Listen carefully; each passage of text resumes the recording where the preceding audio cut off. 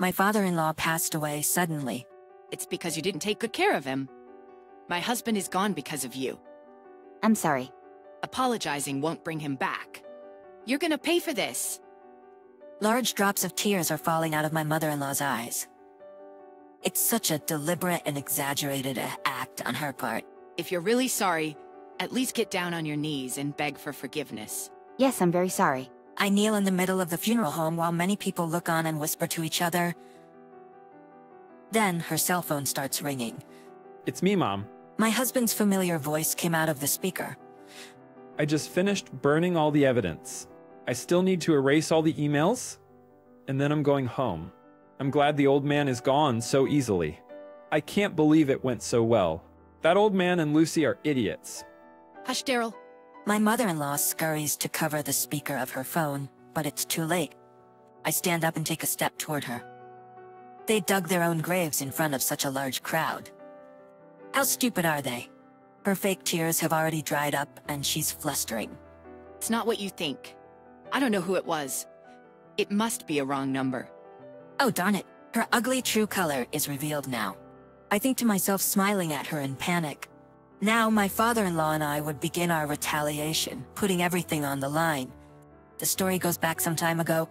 I was a housewife who was turning 40 that year. To make a little extra for the family, I worked part-time at a local supermarket in my spare time. I married my husband Daryl 10 years prior to the incident, and we had no kids. My in-laws lived a 15-minute walk from our house. We planned to live together sometime in the future, as they were getting quite old. Daryl and my mother-in-law Carol were very kind to me when we first got married. As the years went by, they became more and more difficult to deal with. Daryl started complaining about my cooking, which he had enjoyed once those days. If I served him something he didn't like, he'd throw away the food without even taking a bite. He also looked for places that had not been cleaned well and scolded me. Carol came over every day to criticize me for everything.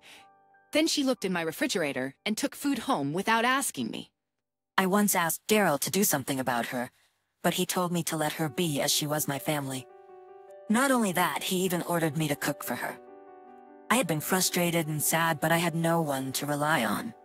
My parents had already passed away when I was in university, and I had no close relatives. I had no particular qualifications, and had only been working part-time since I got married. I had no confidence in my ability to live on my own if I got a divorce. There was no choice but to endure. They knew what I was thinking.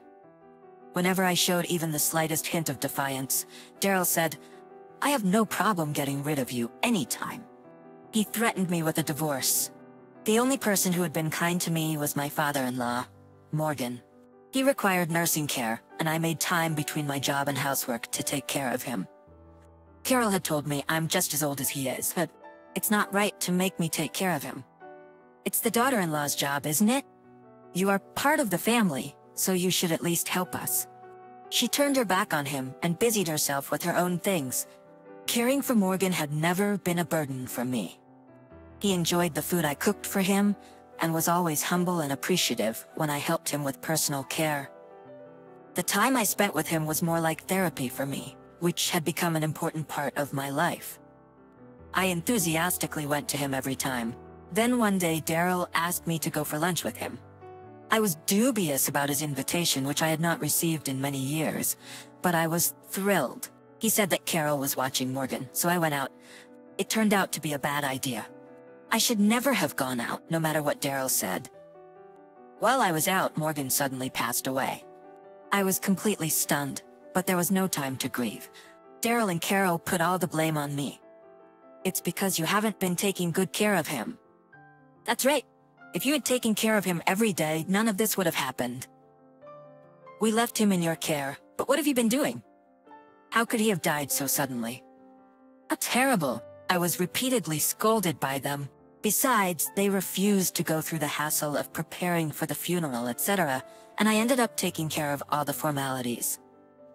On the day of the funeral, I was left to handle everything alone.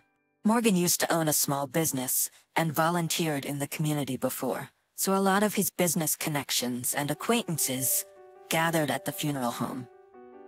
They all expressed their regret for him, and many were in tears. I watched them as if I were dreaming. Then suddenly Carol's phone started ringing loudly. In the quiet funeral home, it echoed uncomfortably. Carol panicked and pressed the speaker button by mistake. The ringing stopped, but now the caller's voice came out at high volume. The sound was very familiar to me. It was Daryl. Hello, Mom. It's me. Wait, Daryl. What? I'm destroying the evidence now. It's all going well. Hey, wait. Going well? Hey, wait! Lucy is not so bright. She has no idea. We will split the $200K insurance money as promised. I'm gonna head back to you soon. Carol's face turned pale as the call ended. The family members and the attendees started demanding explanations and closing in on her. The relatives called Daryl, who was supposedly on a business trip, and asked him to come to the funeral home right away. At first, they were evasive, saying they knew nothing about it. However, the angry relatives were so fierce that they were forced to come clean about their plan. Morgan was feeling a little under the weather a few days before his death. It was only a little cold and nothing serious. The doctor even said he was going to get better as long as he ate and slept well. It was something that would heal quickly if he was well taken care of. In fact, he was getting better little by little after taking the prescribed medicines. Daryl and Carol had noticed that he was not well. Daryl lured me out so that I wouldn't have to take care of him and hoped that he would fade away. It was all for the insurance money. It was Carol who came up with the idea, and the two of them had been emailing about their plan. They planned to blame me for not taking good care of Morgan and just taking the money. Daryl used the business trip as an excuse and was actually busy burning the medications and notes I kept on Morgan's condition every day, and erasing all the email correspondences. When I finished hearing their story, I was burning with anger. Morgan was gone just because of their greed. I managed to calm myself and walked up to them. In fact, I had no idea about the exchange between them. I looked into Daryl's phone that was left in the living room once. I honestly had no intention of doing so, but I was bothered by the non-stop beeping of incoming mail.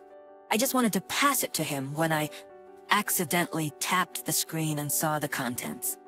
To say that I was shocked was an understatement. I couldn't believe they were planning such an atrocity for money. I kept my composure and immediately consulted Morgan. After talking it over, we both agreed that there would surely come a day when they would not allow me to take care of him. We decided to hire a helper whom I knew just in case that day came.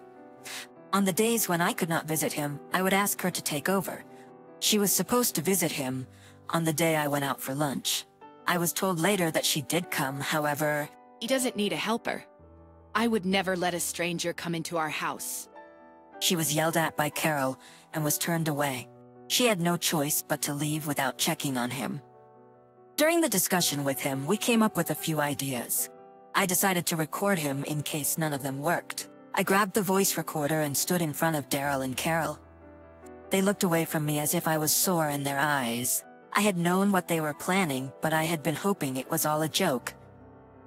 When I actually heard the two of them talk about it, my brain started to boil from shock and anger. They seemed to be feeling more uncomfortable rather than guilty, which infuriated me even more. What the hell do you want? I have a message for you, from Morgan. Huh? What message? Ignoring the confused look on Daryl and Carol, I pressed the play button on the voice recorder. Morgan coughed a few times and then slowly began to speak.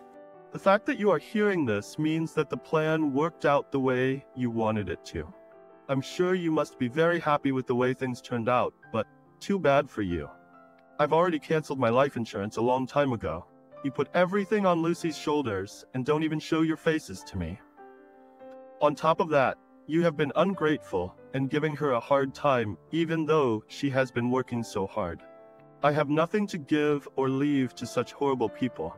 True to his word, he had already terminated the insurance policy.